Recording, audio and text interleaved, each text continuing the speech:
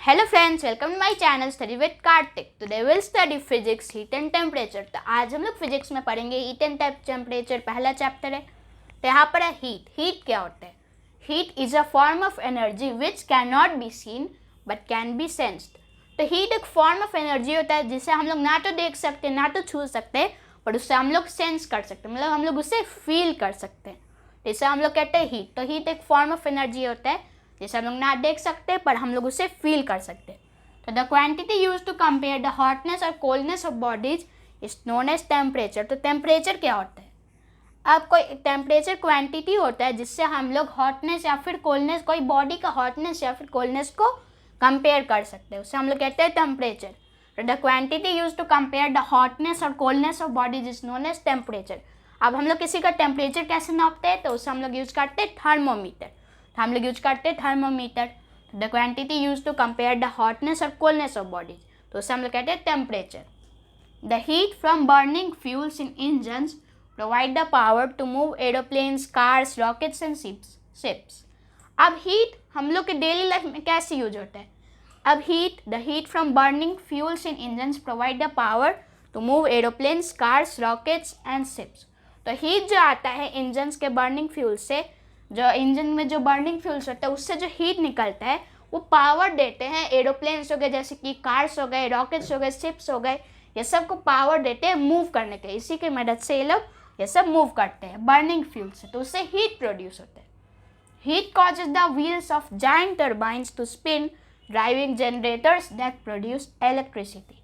तो जो बड़े बड़े टर्बाइन्स होते हैं, जायंट टर्बाइन्स होते हैं, तो उससे हीट प्रोड्यूस होता है। हीट कॉजेज, तो हीट की वजह से ये उसके जो जायंट टर्बाइन्स के व्हील होते हैं वो स्पिन होते हैं ताकि इलेक्ट्रिसिटी प्रोड्यूस हो। तो हीट का बहुत सारे यूजेज होते हैं हम लोग के डेली लाइफ में।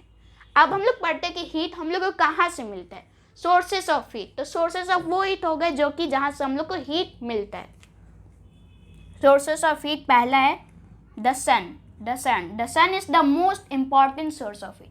तो सन, जैसे कि सब जानते हैं, एक हीट का सबसे इम्पॉर्टेंट सोर्स है, यही हीट का मेन सोर्स है द सन। तो the sun is the most important source of heat. Sun से सनरेज जो आते हैं उसमें हीट रहता है, तो फिर वो अर्थ तक पहुंचता है और हम लोग को हीट मिलता है। अर्थ, अब अर्थ भी एक हीट का सोर्स होता है। ये कैसे? The earth also contains heat deep inside. अब अर्थ के 4 लेयर्स होते हैं, क्रस्ट, मैंटल, इनर कोर और आउटर कोर और इनर कोर। तो जो कोर होता है उसमें हीट होता है, उसमें बहुत ही हीट रहता है। The earth's core comprises of very hot metals in liquid stage।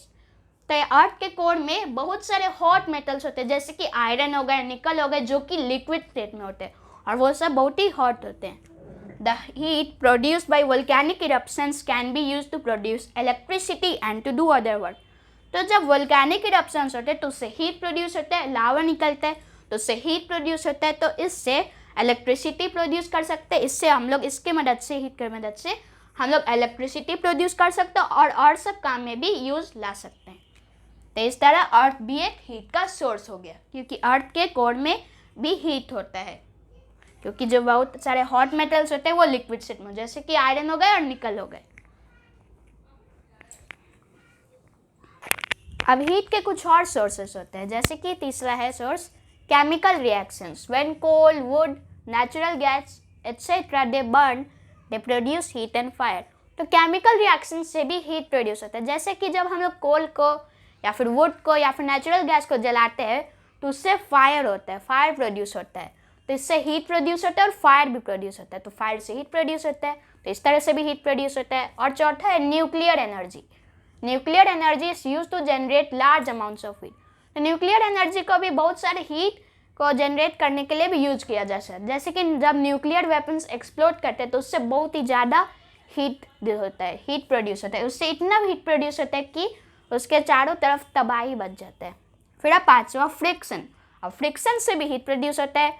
When two bodies are rubbed against each other heat is produce. तो जैसे कि मान लेते कि 2 बॉडीज है, जैसे कि मान लेते कि हम अपने 2 हाथों को रगड़ रहे हैं, तो इससे ये रब हो रहे और इससे हीट प्रोड्यूस हो रहा है। क्यों? ये फ्रिक्शन के वजह से हो रहा है। इसे हम लोग रब कर रहे हैं, तो इस तरह के रबिंग को हम लोग कहते हैं फ्रिक्शन। तो इस तरह के रबिंग को हम लोग कहते हैं फ्रिक्शन और इससे हीट प्रोड्यूस होता है। तो फ्रिक्शन भी हीट का एक सोर्स हो गया। और फिर लास्ट है electricity. The flow of electricity through metals generates heat and is used in appliances like heater, oven, etc. तो इलेक्ट्रिसिटी से भी हीट प्रोड्यूस होता है. जैसे कि हम लोग मान लेते हैं कि एक वायर से हम लोग करंट पास करेंगे तो फिर जो वायर होता है वो थोड़ी देर में गर्म हो जाता है क्योंकि इलेक्ट्रिसिटी से भी हीट प्रोड्यूस होता है. और फिर जब इलेक्ट्रिसिटी मेटल से फ्लो करता है, जैसे कि एक कॉपर का वायर है, उससे इलेक्ट्रिसिटी फ्लो कर सकता है तो उससे वायर गर्म हो जाता है, मतलब कि उससे हीट प्रोड्यूस होता है. तो वो ही हीट कुछ अप्लाइंसेस में यूज होते हैं जैसे कि हीटर और ओवन.